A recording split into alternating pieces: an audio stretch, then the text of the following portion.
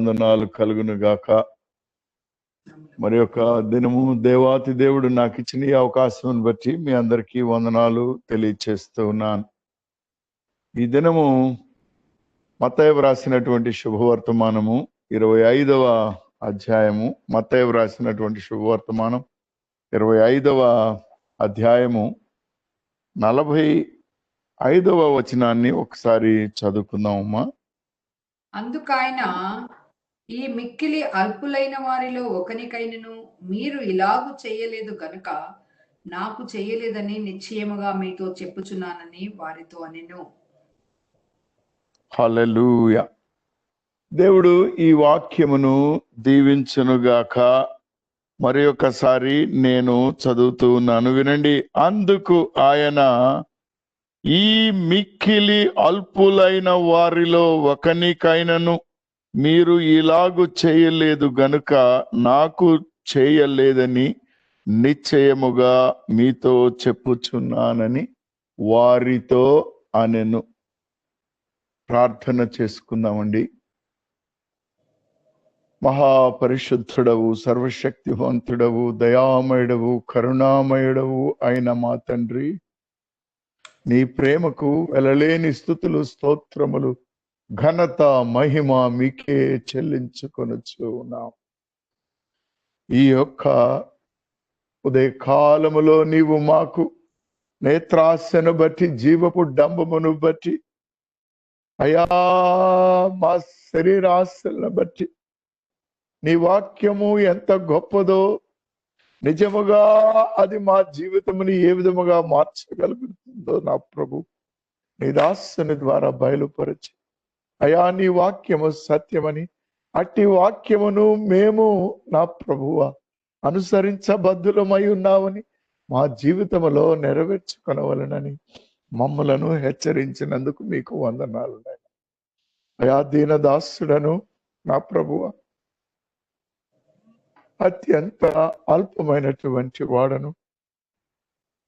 అయా మాట్లాడుచున్నటువంటి ఈ మాటలు నీ మాటలుగా కుడికి గాని ఎడమకు గాని తిరగకుండా నీ వాక్యానుసారముగా నాయన నడవడానికి, మరి నా నోటి మాటలు మా అందరి హృదయపు ధ్యానములు నీ దృష్టికి అంగీకారమగినట్లు నన్ను మరుగుపరిచి నాయన మీరే మాట్లాడమని, మీ మాటలనే నా ప్రభు మా హృదయములలో విత్తమని, ఫలింప చేయమని నజరేయుడును తిరిగి రానైన యేసుక్రీస్తు ప్రభు పరిశుద్ధ ప్రశస్త నామమున బ్రతిమలాడి వేడుకొనుచున్నాను మా తండ్రి. ఆమేన్, ఆమేన్.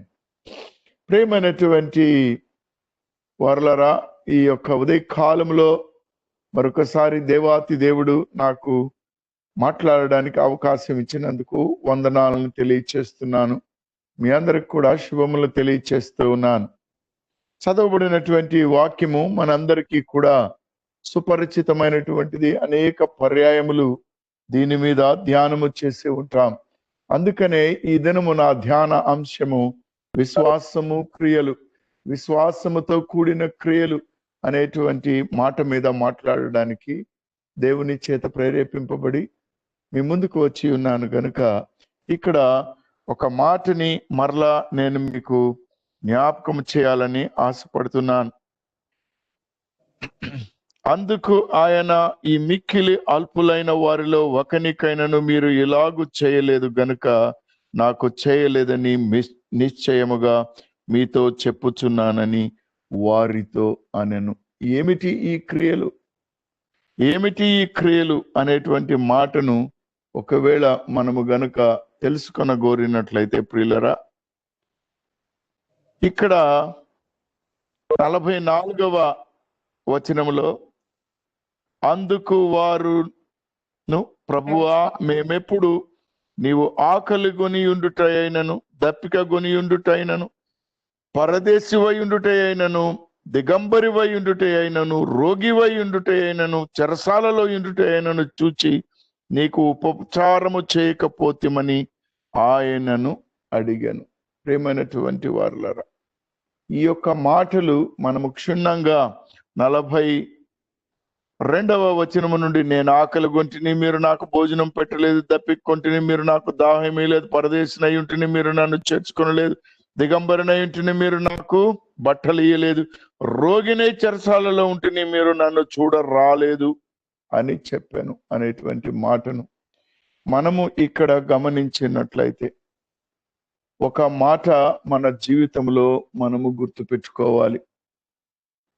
మనము దేవుని చేత ఆయన బిడ్డలుగా, నీతిమంతులముగా, మన పాప జీవితమును ఆయన రక్తముతో కడిగి, ఆయన కృప వలన, ఆయన దయ వలన మనము ఆయన బిడ్డలుగా, స్వతంత్రులుగా మారుతూ ఉన్నాము, మారి ఉన్నాం ప్రియులారా. అయితే ఆయనకు ఉన్నటువంటి గుణము మనము కూడా కలిగి ఉండాలి. ఇక్కడ చదవబడినటువంటి వాక్యములో మొట్టమొదట ఒక చక్కనైనటువంటి మాట ఉంది. మీరు నన్ను చూడలేదు, నాకు ఆహారం పెట్టలేదు, నా గాయములు కట్టలేదు, నన్ను మీరు దర్శించలేదు, నేను చెరసాలలో ఉన్నాను అన్నప్పుడు నువ్వెప్పుడు మా దగ్గరకు వచ్చావు, నువ్వెప్పుడు చేశావు ప్రభువా అని ఆయనను అడిగినప్పుడు ఆయన చక్కనైనటువంటి సమాధానం ఈ 45వ వచనంలో చెప్పాడు. మీరు ఇలాగు చేయలేదు గనుక మిక్కిలి అల్పులైనటువంటి వారికి, అందుకు ఆయన ఈ మిక్కిలి అల్పులైనటువంటి వారు అని అన్నాడు పిల్లరా. మన మధ్యలో అనేక మంది అల్పులైనటువంటి వారు, అనేక మంది పేదవారు, అనేక మంది కష్టములలో ఉన్నటువంటి వారు, అనేక మంది ఇబ్బందులలో ఉన్నటువంటి వారు మన మధ్యలో ఉన్నారు. అయితే మనము ఏమి చేయొచ్చు ఉన్నాము, ఏమి చేయుట లేదు అనేటువంటి దానికన్నా కానీ నీవు ఏ విధముగా జీవించొచ్చు ఉన్నావు, దేవుని చేత సహాయము పొందుకొనుచున్న నీవు, అనుదినము ఆయన యొక్క వాక్యములో ఎదుగుచున్నటువంటి నీవు, ఉదక స్నానము చేయుచున్న నీవు ఏ విధముగా జీవిస్తూ ఉన్నావో ఒకసారి నీవు పరీక్ష చేసుకొనవలెనని, ఈ యొక్క రానున్న కాలములో కనీసము నీవు సిద్ధపడి అట్టి క్రియలను చేయవలనని నా యొక్క ఆశ. దయచేసి మరి ఒకసారి మీకు నేనుగా, వాక్యము కాదండి, మీకు నేనుగా ఒక మాటను మాట్లాడుతూ ఉన్నాను. ఈ ఎడమును గురించి మాట్లాడటలేదు, మాకివ్వమనేటువంటి మాట కూడా ఇక్కడ లేనే లేదు. దేవాతి దేవుడు మహా గొప్పగా దీవించి ఉన్నాడు. కానీ మన జీవిత విధానములో ఇచ్చివి నేర్చుకొనవలనని ప్రభువు చేత ప్రేరేపింపబడి మీతో మాట్లాడుతూ ఉన్నాను ప్రియులారా. ఎందుకంటే యాకోబు రాసిన పత్రికలో 2వ అధ్యాయం మనము గమనించినట్లయితే 14 నుంచి 17 వరకు ఒకసారి చదువుతారా తల్లి? నా సహోదరులారా, క్రియలు లేనప్పుడు ఎవడైనను తనకు విశ్వాసం కలదని చెప్పిన ఎడల ఏమి ప్రయోజనము? అట్టి విశ్వాసం అతనిని రక్షింపగలదా? ఒక సహోదరుడైనను సహోదరి అయినను దిగంబరులై ఆనాటికి భోజనము లేక ఉన్నప్పుడు మీలో ఎవడైనను శరీరమునకు కావలసిన వాటిని ఇయ్యక సమాధానముగా వెళ్ళుడి, చలి కాచుకునుడి, తృప్తి పొందుడని చెప్పిన ఎడల ఏమి ప్రయోజనము? అలాగే విశ్వాసము క్రియలు లేనిదైతే అది ఒంటిగా ఉండి మృతమైనదగును. అయితే ఒకడు నీకు విశ్వాసం ఉన్నది, నాకు క్రియలున్నవి, క్రియలు లేకుండా నీ విశ్వాసము నాకు కనపరచుము, నేను నా క్రియల చేత నా విశ్వాసమును నీకు కనపరుతునని చెప్పును. ఆమేన్. హల్లెలూయా. ఈ వాక్యము మీద ఒక 5-6 సంవత్సరముల క్రితము సుందర్రావు గారు నేను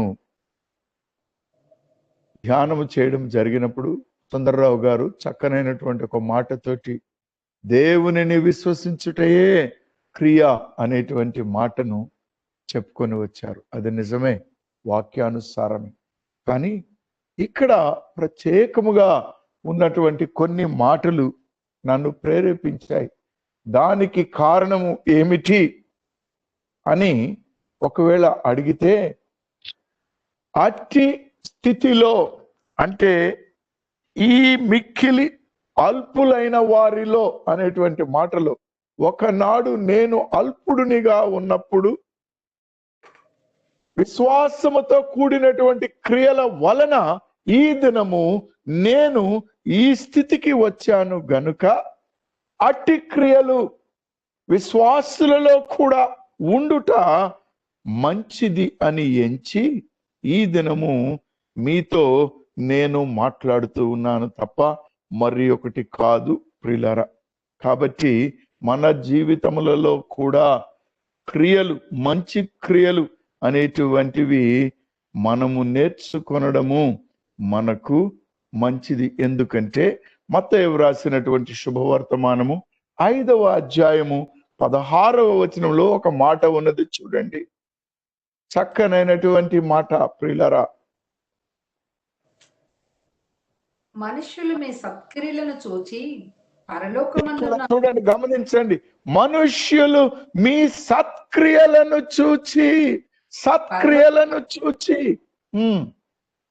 పరలోకమందున్న మీ తండ్రిని మహిమపరచునట్లు హల్లెలూయా వారి ఎదుట మీకు ప్రకాశింపనీయుడి. హల్లెలూయా. పరలోకమందున్నటువంటి తండ్రిని మహిమపరచడానికి మీరు సత్క్రియలు చేయాలి. ఈ సత్క్రియలు ఎక్కడివి, ఏమిటి అనేటువంటి విషయాన్ని మనము గమనించినట్లయితే ప్రియులారా, ఎఫెసీయులకు వ్రాసిన పత్రిక 2వ అధ్యాయము 10వ వచనాన్ని గమనించండి ఒకసారి. ఇవి ముందుగా సిద్ధపరిచినటువంటి, నిర్ణయించినటువంటి సత్క్రియలు ప్రియులారా. ఆ సత్క్రియలు ముందుగా ఎరిగినటువంటి దేవుడు, నిన్ను పిలిచినటువంటి దేవుడు నీకు ఏర్పాటు చేసి ఉన్నాడని తెలుసుకోవాలి మనం. చదవండి అమ్మా ఒకసారి. ఎఫెసీయులకు రాసిన పత్రిక 2వ అధ్యాయము 10వ వచనం. 10వ వచనం. మరియు వాటి యందు మనము నడుచుకొనవలెనని దేవుడు ముందుగా సిద్ధపరిచిన సత్క్రియలు చేయుటకై మనము క్రీస్తు యేసునందు సృష్టింపబడిన వారమే ఆయన చేసిన పని అయి ఉన్నాము. హల్లెలూయా. ముందుగా అనేటువంటి మాటను మరి ఒకసారి మీరు జ్ఞాపకం చేసుకోవాలి. ఇక్కడ దానికి తోడుగా మొట్టమొదటి మాటలో ఈ 10వ వచనంలో ఈ మాట అన్నాడు, మరియు వాటి యందు అనేటువంటివి మొట్టమొదట చెప్పి ఉన్నాడు ప్రియులారా. కాబట్టి ఇది దేవుని వరమే, ఇది క్రియ వలన కలిగినటువంటిది కాదు. కనుక వాటి యందు మనము నడుచుకోవాలి అన్నటువంటి మాటను 2వ అధ్యాయములోనే ఆయన మనకు చెప్పి ఉన్నాడు. ఏమని చెప్పి ఉన్నాడో అవి మనము గమనించుకున్నట్లయితే, మనము కృపచేత రక్షింపబడి ఉన్నాం. ఇది మీ వలన కలిగినది కాదు, దేవుని వరమే. అది క్రియల వలన కలిగినది కాదు, గనుక ఎవడును అతిశయపడ వీలు లేదు. ఇక్కడ ఎందుకు ఈ మాటను నేను మరలా అక్కడ చెప్తూ ఉన్నాను అనంటే, క్రియల వలన రక్షణ కాదు. రక్షణ కేవలము మన విశ్వాసము, ఆయన కృప తప్ప క్రియలకు దీనికి లింకు లేదు. రెండవది, చాలా మంది క్రీస్తును విశ్వసించని వారు కూడా సత్క్రియలు చేయుచున్న వారు ఉండవచ్చు, అనేక మంది. కాబట్టి విశ్వాసం అనున్నటువంటిది దేవుని కృప వలననే మనకు రక్షణ కలుగును అన్నటువంటి దానిని తెలియచెప్పడానికి ఈ యొక్క మాటను మీకు నేను తెలియచెప్తూ ఉన్నాను పిల్లరా. కాబట్టి ఈ సత్క్రియలను గురించి మనము ఎక్కువ సమయము కాకుండా ఎలాంటి సత్క్రియలు దేవుడు నాకు ముందుగా ఏర్పరిచి ఉన్నాడు, నిర్ణయించి ఉన్నాడు అనేటువంటి దాని మీద నీకై నీవు చేయగలిగినది ఏమై ఉంటుందో నీవు ధ్యానము చేసుకొని ఆయన ద్వారా తెలుసుకోవడం వలన నీకు గొప్ప ధన్యత కలుగుతుందని నేను విశ్వసిస్తూ ఉన్నాను ప్రియులరా. సామెతల గ్రంథము 19వ అధ్యాయము 17వ వచనములో ఒకసారి మనము గమనించినట్లయితే ఇక్కడ ఒక ధన్యమైనటువంటి మాట ఉన్నది చూడండి. ఈ మాట చాలా ఆశ్చర్యము కలిగిస్తుంది, నాకు చాలా ఆశ్చర్యము కలిగిస్తుంది. ఎందుకనంటే గత 2-3 పర్యాయములు పోయిన మాసములో మీరు ధనవంతులు కావద్దు, పరలోకములో మీ ధనమును కూర్చుకొనండి అనేటువంటి మాటను బట్టి మనము ధ్యానము చేసి ఉన్నాం. చదవండి తల్లి ఒకసారి. సామెతలు. యెహోవాకు అప్పించువాడు. ఆగండి తల్లి. బీదలను కనికరించువాడు యెహోవాకు అప్పించువాడు. హల్లెలూయా. దేవునికి యెహోవాకు అప్పించినటువంటి వాడు. ఎంత ధన్యమైన మాట అంటే ఇక్కడ 3 మాటలని నేను మీతో మాట్లాడాలి ప్రియులారా. మొట్టమొదటి మాట ఏమిటి అంటే యెహోవా సర్వ సృష్టికర్త ఒక్క మాటతోటి ఈ సృష్టిని మొత్తము కలిగించినట్లుగా ఆయన యొక్క గొప్పతనము తెలియని వారు ఎవ్వరూ లేరు. గొప్ప దేవుడు, మహా గొప్ప దేవుడు. ఆయనతో పోల్చుకున్న దానికి ఈ విశ్వములో, ఈ సృష్టిలో ఎవ్వరూ లేరు ప్రియులారా. ఆయన ఘనమైన దేవుడు, సత్యమైన దేవుడు, ఆది యందున్న దేవుడు, అంతము వరకున్న దేవుడు, నిన్ను నన్ను ప్రేమించిన దేవుడు అనడానికి 2వ మాటగా నేను ఇక్కడ చెప్తున్నాను ప్రియులారా. బీదలను కనికరించుటకు అప్పించినట్లయితే, బీదలను కనికరించితే యెహోవాకు అప్పివ్వడమా? ఈ సర్వ సృష్టి ఆయనది, ఈ యొక్క విశ్వము ఆయనది. నీవు నేను బ్రతుకున్నాము అంటే ఆయన కృప, ఆయన దయే. ఆయనకు మనము అప్పివ్వడమా? హల్లెలూయా. ప్రేమైనటువంటి వారలారా, చదవబడిన మూల వాక్యములో 45వ వచనములో మనము ఒక మాటను చూసాము. అల్పులైన వారు అని అన్నాడు ప్రియులారా. ఆ అల్పుడైన వారిని చూసినట్లయితే, ఆ పేదవారిని నీవు కనికరించినట్లయితే దేవునికి అప్పించువారు అని అంటారు. చదవండి తల్లి ఒకసారమ్మా.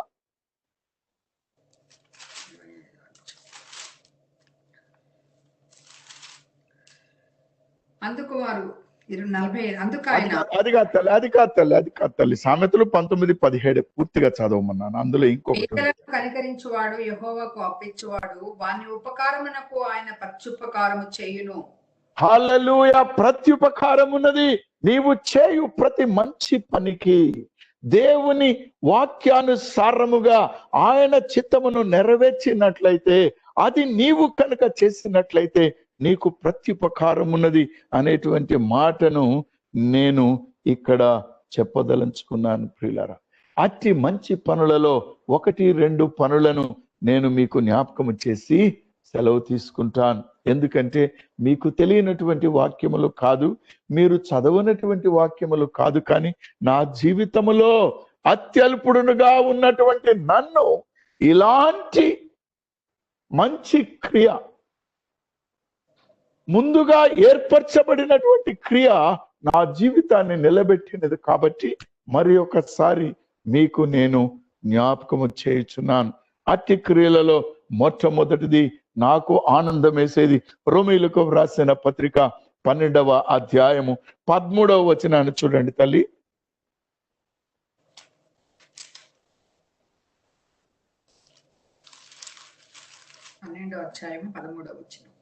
అవును తల్లి.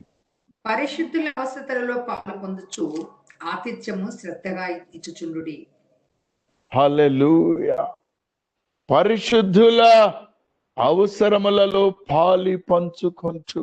అయ్యా, పరిశుద్ధులు అన్నటువంటి వారు దేవుని చేత పరిశుద్ధులుగా మార్చబడితే తప్ప పుట్టుకతో ఎవ్వరూ లేరు. అట్టి క్రియలోనే, అట్టి పనిలోనే మనము అనుదినము ఈ గొప్ప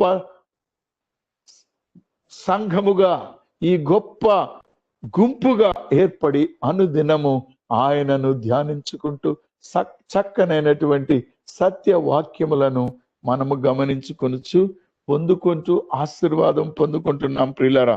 కాబట్టి మొట్టమొదటిది పరిశుద్ధుల అవసరములలో. ఇక్కడ నా గురించి క్షమించాలి, మరి ఒకసారి వాక్యం నుంచి బయటకు వస్తూ ఉన్నాను, నేను మాట్లాడుతున్నాను. ఈ గ్రూపులో ఉన్నటువంటి వారము కాదు. దేవుని కృప వలన మేము గొప్పగా దీవించబడి ఉన్నాము. మేము మరి ఒకరి కొరకు యోచించడానికి దేవుడు మా హృదయములను ప్రేరేపించి ఉన్నాడు పిల్లరా.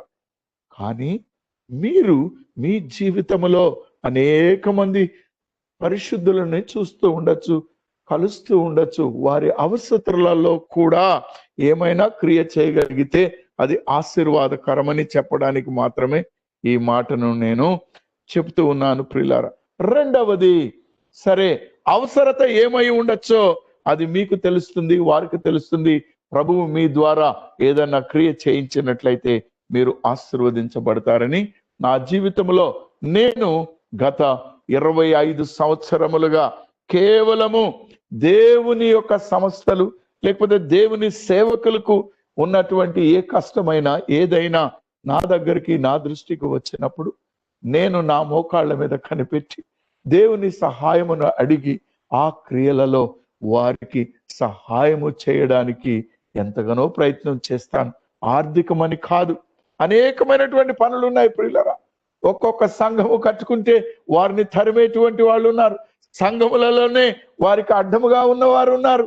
కానీ మన యొక్క స్థితిలో మనము చేయగలిగినది ఏది ఉన్నా కానీ చేయాలి అనేటువంటిది దీని అర్థమని నేను భావిస్తూ ఉన్నాను. రెండవ మాట, ఎవరికైనా మనము మేలు చేయగలిగినప్పుడు దానిని ఆపకూడదు. నీవు సామెతలు 3:27 తల్లి ఒక మాటను చూడండి తల్లి. ఎవరికైనా మనము సహాయము చేయగలిగిన స్థితిలో ఉన్నప్పుడు దానిని మనము ఆపకూడదు. ఎందుకంటే దేవునికి ఇష్టమైనటువంటిది ఇది. ఎవరో నీకు తెలియదు. ఆతిథ్యం ఇచ్చినటువంటి వారు ఏ విధముగా అబ్రహాము శారా ఆశీర్వదించబడ్డారో మనకు తెలుసు కనుక ఒకసారి చదవండమ్మా దీనిని. మేలు చేయుట నీ చేతనైనప్పుడు దాన్ని పొందతగిన వారికి చేయకుండా వెను తీయకము. హల్లెలూయా. ఇక్కడ గమనించాలి ప్రియులారా, మేలు చేయుట పొంద తగిన వారు అన్నాడు. తగిన మేలు అన్నటువంటిది నీవు చేస్తే కాదు, వారు పొందుకొనడానికి కూడా వారు అర్హత కలిగి ఉండాలి, పొంద తగి ఉండాలి వారు. కనుక అన్యాయముగా లేకపోతే నీకు ఉన్నాయని కాదు, కానీ ఒకరికి నిజముగా నీ ఉద్యోగములో, నీ రోజువారీ దానిలో, నీ ఇంట్లో పనిచేస్తున్నటువంటి వారిలో గోజారడానికి బదులుగా వారికి ధారాళముగా మనము చేయవలసినటువంటి పనిని చేసినట్లయితే ఆశీర్వదించబడతాం అనేటువంటిది ఒక మాట. కాబట్టి దీనిలో ఇంకొకటి, అనుక్షణము అనుదినము నేను ఎదుర్కొనేటువంటి పెద్ద సమస్య, నా భార్య పిల్లలు నన్ను ఎప్పుడు కూడా అనేటువంటిది, నీకెందుకండి ఈ సమయాన్ని ఇంత వృధా చేస్తారు వాటికి వీటికి అని. అది ఒకటి నిజమే, అది ఒక వీక్నెస్. అది అంటే ఇక్కడ శరీరాశ, నేత్రాశ, జీవపు డంబం అన్నప్పుడు ఇది జీవపు డంబమేమో అన్నటువంటి భయం నాలో కలుగుతూ ఉంటుంది ప్రియులారా. ఫిలిప్పీలకు వ్రాసినటువంటి పత్రిక 2వ అధ్యాయము 4వ వచనాన్ని గమనించండి అమ్మా. మీలో ప్రతివాడును తన స్వకార్యములను మాత్రమే కాక ఇతరుల కార్యములను కూడా చూడవలెను. హల్లెలూయా. స్వకార్యములనే కాక ఇతరుల కార్యములను చూడవలెను. అయితే నేను దీని నుంచి నేర్చుకున్న సత్యము ఒకసారి మీకు చెప్పాలి ప్రియులారా. ఈ లోకంలో ఉన్నటువంటి కార్యాలని, ఇతరుల కార్యాలని నీవు చేయలేవు, నేను చేయలేను. కేవలము మోకాళ్ళ మీద ఊని ఆయనను అడిగి ఆయన మనకు అట్టి కార్యము చేయడానికి ప్రేరేపించినప్పుడు, నీ హృదయము రేపబడినప్పుడు నీవు చేయబద్ధుడివైనావు కనుక ఇతరుల కొరకు ప్రార్థన చేయడము నీకు ఆశీర్వాదకరము గనుక నీవు ఆ పనిని చేసినట్లయితే మంచిది అనేటువంటిది ఒక మాటను చెప్తూ ఉన్నాను ప్రియులారా. ఈ పేదలు అనేటువంటి మాటను నేను మాట్లాడినప్పుడు యెషయా గ్రంథము 58వ అధ్యాయము 7 నుంచి 8 వరకు ఒక్కసారి చదువుకుందాం. పాత నిబంధన గ్రంథములో ఏ విధముగా మనల్ని చెప్పి ఉన్నాడో దానిని చూద్దాం ప్రియులారా. నీ ఆహారము ఆకలి కొనిన వారికి పెట్టుటయో, నీ రక్త సంబంధికి ముఖము తప్పింపకుండుటయో, దిక్కుమాలిన పేదలను నీ ఇంట చేర్చుకొనుటయో, వస్త్రహీనుడు నీకు కనబడినప్పుడు వానికి వస్త్రములిచ్చుటయో, ఇదే కదా నాకు ఇష్టమైన ఉపవాసము. హల్లెలూయా. నేను ఉపవాస ప్రార్థన చేస్తూ ఉన్నాను, నేను వారానికి 2 సార్లు ఉపవాసం ఉంటున్నాను, నేను 3 దినాలు ఉంటున్నాను, ఇన్ని దినాలు ఉంటున్నాను అనేటువంటి దానికన్నా గాని దేవుని గ్రంథములో చెప్పబడినటువంటి మాట, దేవుని గ్రంథములో మనకు చెప్పినటువంటి మాట, చక్కనైనటువంటి మాటను మనము ఒక్కసారి గమనించుకున్నట్లయితే ప్రియులరా, ఇట్టి కార్యమును మనము చేసినట్లయితే చీకటిలో ఉన్న మనకు వెలుగు కలుగుతుంది అని వాక్యము చెబుతుంది ప్రియులరా. యెషయా గ్రంథము 58వ అధ్యాయంలోని 10వ వచనాన్ని ఒకసారి గమనించండి తల్లి. ఆశించిన దాన్ని ఆకలిగొనిన వానికి ఇచ్చి శ్రమ పడిన వారిని తృప్తిపరిచిన పక్షమున చీకటిలో నీ వెలుగు ప్రకాశించును. హల్లెలూయా, హల్లెలూయా. చీకటిలో నీ వెలుగు ప్రకాశించును. చదవమ్మా. అంధకారము నీకు మధ్యాహ్నం వలె ఉండును. అంధకారము నీకు మధ్యాహ్నం వలె ఉండును. ఎంత గొప్ప దేవుడు ప్రియులరా. ఇక్కడ నిన్ను ఆయన ఆకాశమును పైకెత్తమనడం లేదు, ఆకాశము నుండి కిందకు దూకమనడం లేదు. నీకు కలిగిన దానిలో నుండి నీవు సత్క్రియ చేయగలిగినట్లయితే, నీ దైనందిన జీవితంలో దినచర్యలో భాగముగా క్రీస్తు ప్రేమను కలిగి అట్టి వాక్యమును ఎరిగి నీవు జీవించినట్లయితే ధన్యమైన జీవితం ఉంటుందని మరొకసారి వాక్యానుసారముగా మీకు నేను వినయముగా తెలియచేస్తూ ఉన్నాను ప్రియులారా. మీరు అనవచ్చు, అయ్యా ఇది పాత నిబంధన గ్రంథములో ఉన్నది, మరి ఇప్పుడు నూతన నిబంధనలో కూడా ఉన్నదా అనేటువంటి మాటను అడిగితే, లూకా సువార్త 3వ అధ్యాయము 10-11 ఒక్కసారి చదవండి తల్లి. లూకా సువార్త 3వ అధ్యాయము 10-11 వచనాలు తల్లి. అందుకు జనులు, అలాగైతే మేమేమి చేయవలనని అతన్ని అడగగా అతడు, 2 అంగీలు గలవాడు ఏమీయూ లేని వానికి ఇయ్యవలననియు, ఆహారము గలవాడు అలాగే చేయవలననియు వానితో చెప్పాడు. చదవండి అమ్మా. సుంకరులను బాప్తిస్మము పొందవచ్చి బోధకుడా మేమేమి చేయవలనని అతన్ని అడగగా అతడు, మీకు నిర్ణయింపబడిన దానికంటే ఎక్కువగా తీసుకునవద్దని వారితో చెప్పాడు. ఇక్కడ నుండి వరుసగా మనము గనక చదువుకుంటూ వెళితే 4 రకాలైన వారికి అక్కడ చెప్తాడు ప్రియులారా. చదవండి అమ్మ, కంటిన్యూగా చదవండి తల్లి. రానా వారును మేమేమి చేయవలనని అతనిని అడిగినందుకు అతడు, ఎవరిని బాధ పెట్టకయు ఎవని మీదనో అపనింద వేయకయు మీ జీతాలతో తృప్తి పొందుడని వారితో చెప్పాడు. హల్లెలూయా. చాలు తల్లి. ఈ చివరి మాట, రానువ వారిని నేను పోలీసులుగా తీసుకుంటూ ఉంటాను, ఎందుకంటే పోలీసులో ఉన్నాము గనుక. అక్కడ ఎంత చక్కగా మాట్లాడాడు చూడండి.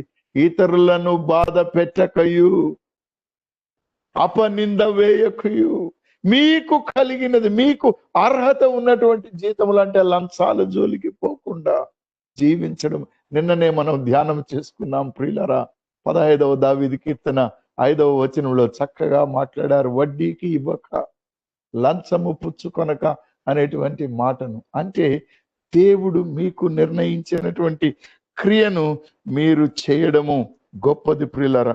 అదే విధముగా మనము గమనించినట్లయితే లూకా సువార్త 14వ అధ్యాయం 13-14లో ఆ విందును గురించి, ఎలాంటి వారికి విందులు ఇవ్వాలి, ఎలాంటి వారికి మీరు ఆహారం పెట్టాలి, లేకపోతే మీ యొక్క విషయాలని ఏ విధముగా జరుపుకోవాలి అనేటువంటి విషయాన్ని అక్కడ వ్రాసి ఉన్నారు. చూడండి తల్లి, లూకా రాసిన సువార్త 14వ అధ్యాయము 13-14 వచనం.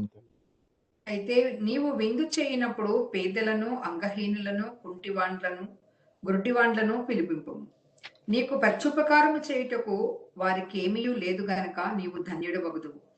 నీతిమంతుల పునరుద్ధానమందు నీవు ప్రత్యుపకారమును పొందుదవని చెప్పాను. ఆమేన్. హల్లెలూయా, హల్లెలూయా. నేను ఒక్క క్షణము బయటికి వచ్చి నా జీవితంలో నేను చూసిన మాటను మీతోటి చెప్పాలి. హైదరాబాద్లో ఉద్యోగపరంగా జీవిస్తూ ఉన్నాము గత 42-43 సంవత్సరాల నుంచి. కాబట్టి ముస్లిం సోదరులు అనేక మంది ఉన్నారు. వారిలో నా దగ్గర పనిచేస్తున్న ఒక సబ్ ఇన్స్పెక్టర్ నన్ను వారి కుమారుడి వివాహానికి నన్ను పిలిచాడు.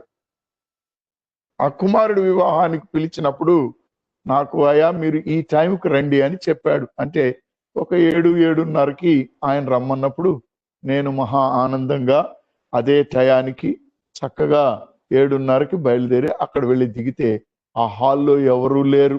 ఎందుకంటే ముస్లిం వివాహములలో సాధారణంగా ఆలస్యంగా అన్ని పనులు చూసుకొని వాళ్ళు సమయం ఏది వేసినా వాళ్ళు మాత్రం వచ్చేది 10, 11, 10:30లకు అట్లా వస్తారు.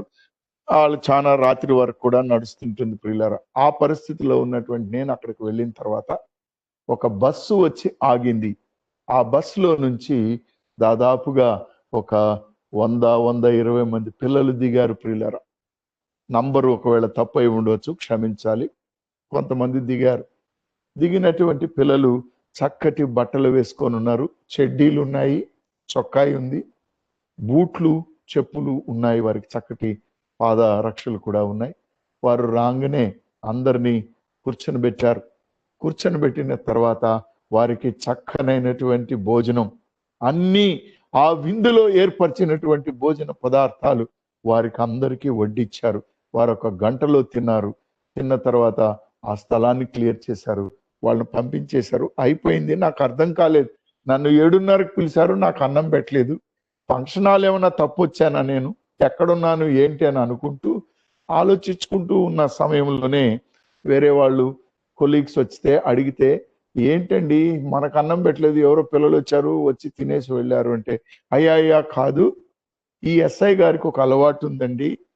ఏమిటి అని అంటే, తను విందు చేసే ముందు పసందుగా ఎవరైతే తిరిగి వారికి ఏమి పెట్టలేరో వారిని పిలుచుకొని వచ్చి వారికి బట్టలు కుట్టించి చేసి వారికి భోజనాలు చేసి వారిని పంపిస్తే దేవుడు తిన్నట్లుగా ఆయన అనుకుంటాడండి అనేటువంటి మాట చెప్తే, అది నాకు ఈనాటికి కూడా మర్చిపోలేను ప్రియులారా. నా అనుభవంలో నా బిడ్డల బర్త్డేలు కానీ ఏవైనా వచ్చినప్పుడు, ఇంకేదైనా ఉన్నప్పుడు నేను అలాంటి స్థలములకు వెళ్ళడము ఆనవాయితీగా చేసుకున్నాను. క్రమము తప్పకుండా అని అనట్లేదు, అవకాశం ఉన్నప్పుడల్లా అలా వెళ్ళడము చేయడం జరుగుతుంది. కాబట్టి మన జీవితంలో కూడా అలాంటివి మనము అలవాటు చేసుకోవాలని నేను మరొకసారి మీకు చెప్తూ ఉన్నాను ప్రియులారా. సరే, పేదల గురించి మాట్లాడాం, ఆహారాన్ని గురించి మాట్లాడాం, ఎవరికైనా సహాయం చేయదగినప్పుడు సహాయము చేయడం గురించి మాట్లాడాం ప్రియులారా. మరి ఒక మాట, న్యాయము తీర్చడం గురించి ఒక మాట ఉంది చూడండి. కీర్తనల గ్రంథము 82వ కీర్తన 3వ వచనమును చూడండి తల్లి.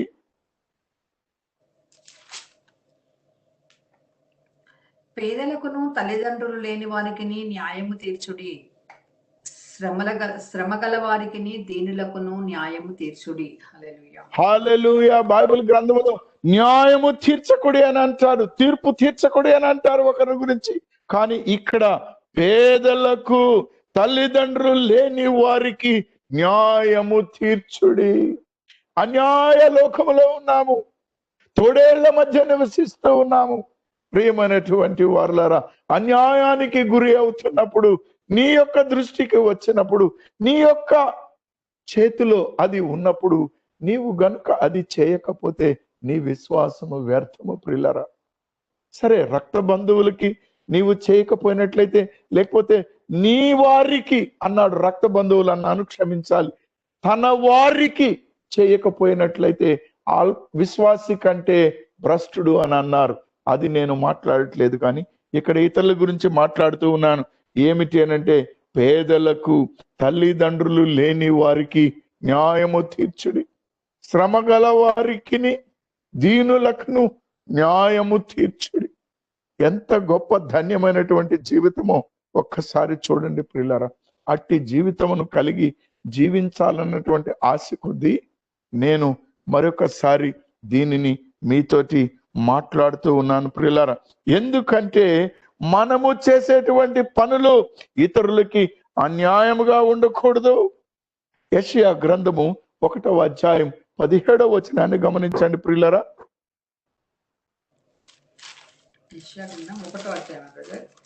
అవును, కీడు చేయటం మానుడి, మేలు చేయ. మనము ఇక్కడ గమనించండి, న్యాయము చేయడము ఒకటైతే నీకు నీవుగా ఏమి చేయాలి అనేటువంటి మాటను నేను మీకు జ్ఞాపకము చేస్తూ ఉన్నాను. చదవండి తల్లి ఒకసారి. కీడు చేయుట మానుడి, మేలు చేయ నేర్చుకొనుడి. న్యాయము జాగ్రత్తగా విచారించుడి, హింసించు వారికి న్యాయము చేయ నేర్పుడి. తండ్రి లేని వానికి న్యాయము తీర్చుడి, విధవరాలి పక్షమున వాదించుడి. హల్లెలూయా. హల్లెలూయా. ఇక్కడ నేను ఒక మాటను నా జీవితంలో ఉన్నటువంటి దానిని మీకు చెప్తూ ఉన్నాను ప్రియులారా. అనేక మంది నోరు లేని వారు ఉన్నారు, అనేక మంది చూడనటువంటి వారు ఉన్నారు, కన్నులుండి గుడ్డివారుగా ఉన్నారు, నోరుండి మాట్లాడలేని వారు ఉన్నారు, అనేక మంది ఉన్నారు పిల్లరా.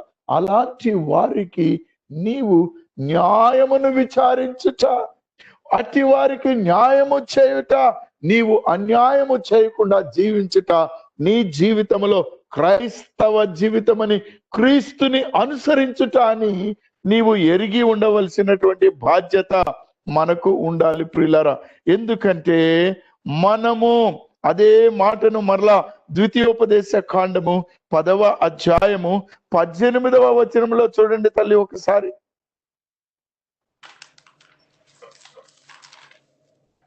10వ అధ్యాయము 18వ వచనం. అవును తల్లి.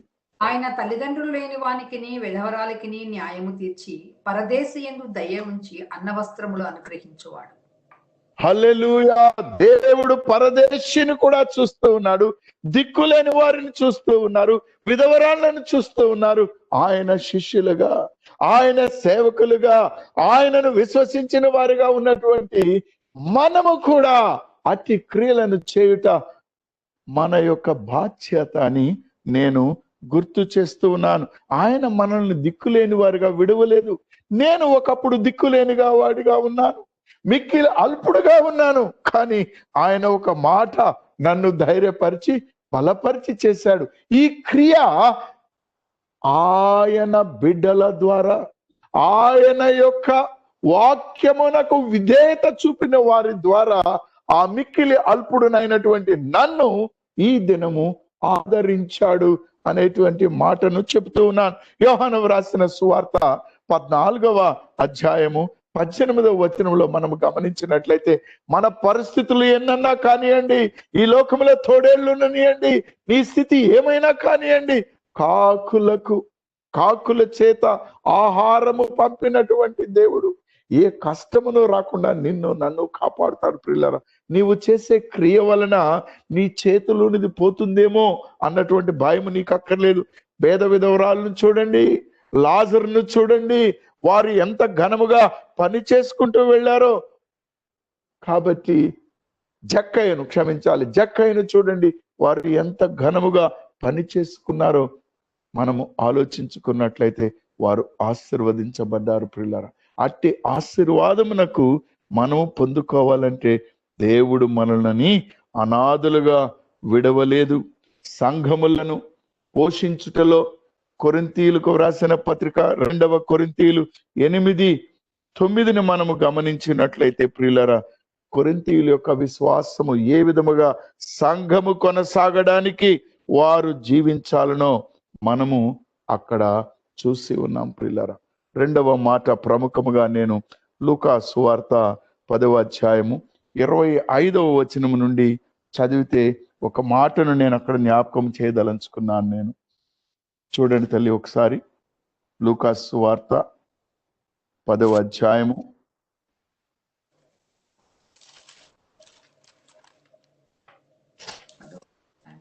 25వ వచనం. అమ్మా, లూకా సువార్త 10వ అధ్యాయం 25 నుంచి 37 వరకు తల్లి. మొత్తం చదవాల్సిన పని లేదు, మనందరికి తెలిసిన విషయం అది. చూడండి తల్లి ఒకసారి మొదలు పెట్టండి అమ్మా. అప్పుడు ధర్మశాస్త్రుడు లేచి, బోధకుడా, నిత్య జీవమునకు వారసుడగుటకు నేనేమి చేయవలనని ఆయనను శోధించుచు అడిగాను. అందుకు ఆయన, ధర్మశాస్త్రం అందు ఏమి వ్రాయబడి ఉన్నది నీవు చదువుచున్నావని అతనిని అడగగా, అతడు, నీ దేవుడైన ప్రభువును నీ పూర్ణ హృదయముతోనూ, నీ పూర్ణ మనసుతోనూ, నీ పూర్ణ శక్తితోనూ, పూర్ణ వివేకముతోనూ ప్రేమింపవలననియు, నిన్ను వలె నీ పొరుగువాన్ని ప్రేమింపవలననియు వ్రాయబడి ఉన్నదని చెప్పాను. అందుకు ఆయన, నీవు సరిగానే ఉత్తరం ఇచ్చితివి, అలాగూ చేయము, అప్పుడు జీవించదువని అతనితో చెప్పెను. అయితే తాను నీతిమంతుడైనట్టు కనపరుచుకొని కోరి అతడు, అవును గాని నా పొరుగువాడెవడని యేసును అడిగెను. అందుకు యేసు ఇట్లనెను, ఒక మనుష్యుడు యెరూషలేము నుండి యెరికో పట్టణమునకు వెళ్ళుచు దొంగల చేతిలో చికెను. వారు అతని బట్టలు దోచుకుని అతనిని కొట్టి కొరప్రాణంతో విడిచిపోయిరి. ఆ సమయమందు ఒక యాజకుడు ఆ త్రోవన వెళ్ళుచు అతన్ని చూచి ప్రక్కగా పోయెను. అలాగుననే లేవీయుడొకడు ఆ చోటికి వచ్చి చూచి ప్రక్కగా పోయెను. అయితే ఒక సమరయుడు ప్రయాణమై పోవచ్చు అతడు పడి ఉన్న చోటికి వచ్చి అతన్ని చూచి అతని మీద జాలిపడి దగ్గరికి పోయి నూనెయు ద్రాక్షారసమును పోసి అతని గాయములు కట్టి తన వాహనం మీద ఎక్కించి ఒక పూటకూడవుల వంటికి తీసుకుని వచ్చిపోయి అతన్ని పరామర్శించను. మరునాడు 2 దినారములు తీసి ఆ పూట కూలివానికి ఇచ్చి ఇతనిని పరామర్శించుము, నీవు ఇంకేమైనా ఖర్చు చేసిన పక్షమున నేను మరలా వచ్చినప్పుడు అది నీకు తీర్చుదనని అతనితో చెప్పు. హల్లెలూయా. ప్రియమైనటువంటి వారలారా, ఇక్కడ 2 ప్రముఖమైనటువంటి మాటలు ఉన్నాయి. ఏమిటి అని అంటే, మనము ఇక్కడ గమనించవలసినది 2 కాసులు ఇచ్చాడు అక్కడికి. 2 దేనారములు అన్నారమ్మా దాన్ని. ఆ పదం దేనారములు అన్నారమ్మా. 2 దీనారములు. ఈ 2 దీనారములలో 2 రాకడలను చూపిస్తుంది. యేసుక్రీస్తు ప్రభు యొక్క రాకడ, 2వ రాకడను కూడా చూపిస్తుంది. దాని వలనే నేను మరలా వచ్చి అనే మాట ఉంటుంది చూడండి అక్కడ పిల్లరా. తర్వాత ఈ మాటలలోనే చక్కగా గాయములను కట్టిన విధానం, నూనె పోస్తాడు, ద్రాక్షారసం ఇస్తాడు. ప్రేమనేటువంటి వాళ్ళరా, పొరుగు వానిని ప్రేమించుట అనేటువంటిది నీ క్రియలలో లేకపోయినట్లయితే ఈ యొక్క క్రిస్మస్ జరుపుకోవడానికి చాలా మంది ఇప్పటి నుంచే సిద్ధపాటును మొదలు పెట్టారు. ఫ్లైట్లు బుక్ చేసుకున్నారు, వస్తూ రానికి చూస్తూ ఉన్నారు, ఇంకొకరు ఊర్లు వెళ్ళడానికి చూస్తున్నారు, ఇంకొకటి చూస్తున్నారు. కానీ మనము వేసుకున్నటువంటి బట్టలు, మనము తినుచున్న తిండి, మనము తిరుగుచున్నటువంటి విధానములో మరి ఇతరులు కూడా బ్రతకాలి, వారు కూడా ఆనందంగా ఉండాలి. పేదలను కనికరించడం అనేటువంటిది మనకు ధన్యమైనటువంటి సత్యమని నేను చెప్తూ ఉన్నాను. కాబట్టి మన సమయాన్ని, మన ధనాన్ని, మన యొక్క జ్ఞానాన్ని, ఆత్మీయ జ్ఞానాన్ని వినియోగించి ఇతరులు కూడా యేసుక్రీస్తు ప్రభు యొక్క రక్షణ లేనికి రావడానికి మనం పని చేయాలి అనేటువంటిది నా ఆశ ప్రియులారా. అందుకే ఒక మాటను చూడండి మా, నిర్గమకాండము 19వ అధ్యాయము 5వ వచనాన్ని చూడండి తల్లి.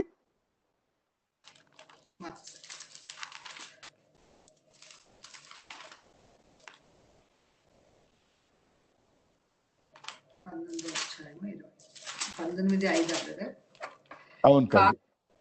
మీరు నా మాట శ్రద్ధగా విని నా నిబంధన అనుసరించి నడిచిన పక్షమందు మీరు సమస్త దేశ జనులలో నాకు స్వకీయ సంపాద్యమగుదురు. హల్లెలూయా. స్వకీయ సంపాదన, నా స్వకీయ సంపాదన. ఎంత ధన్యమైనటువంటి మాట చూడండి పిల్లలు. సంపాదించుకోవడం ఏంటి? మనము అభాగ్యులము, పాపులము, ఏ స్థితిలో ఉన్న వారమో ఎరిగినటువంటి వారము అయినా కానీ ఆయన చిన్న చిన్న విషయాలు మనకు చెప్పి మనల్ని సంపాదించుకొని ఏం చేస్తున్నాడో చూడండి ప్రియులారా. చదవండి అమ్మా, కంటిన్యూ చేయండి తల్లి. సమస్త భూమియు నాదే కదా, సమస్త భూమియు మీరు నాకు యాజకులు రాజ్యముగాను పరిశుద్ధమైన జనముగాను ఉందురని చెప్పుము. నీవు ఇశ్రాయేలుతో పలకవలసిన మాటలు ఇవే అని చెప్పగా చాలు తల్లి. ఆయన సొంత జనము, సర్వభూమి ఆయనదే. నువ్విచ్చేదేంటి? నీ దగ్గర ఏముంది? ఏమీ లేదు ప్రియులరా. కాబట్టి కీర్తన 19:11 చూడండి తల్లి. కీర్తన 19:11 చూడండి అమ్మా.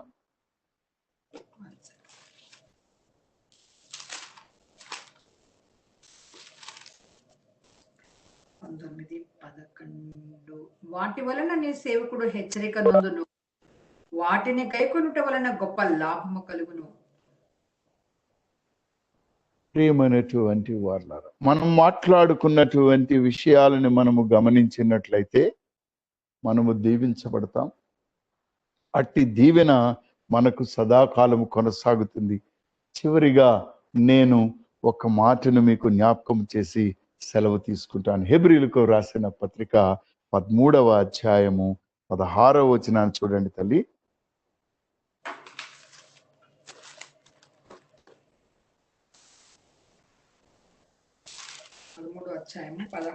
16వ వచనం. ఒక పూట కూటి కొరకు తన జ్యేష్ఠత్వపు హక్కును అమ్మివేసిన ఏసేపు వంటి భ్రష్టుడైనను వ్యభిచారైనను ఉండునేమో అని జాగ్రత్తగా చూచుకొనుడి.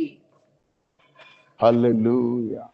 ప్రియమైనటువంటి వారులారా, పొట్ట కూటికి ఒక్క పూట కొరకు మనం ఏం చేస్తున్నామో ఆలోచించండి ఒకసారి. మనం ఏ విధంగా జీవిస్తున్నామో గమనించండి.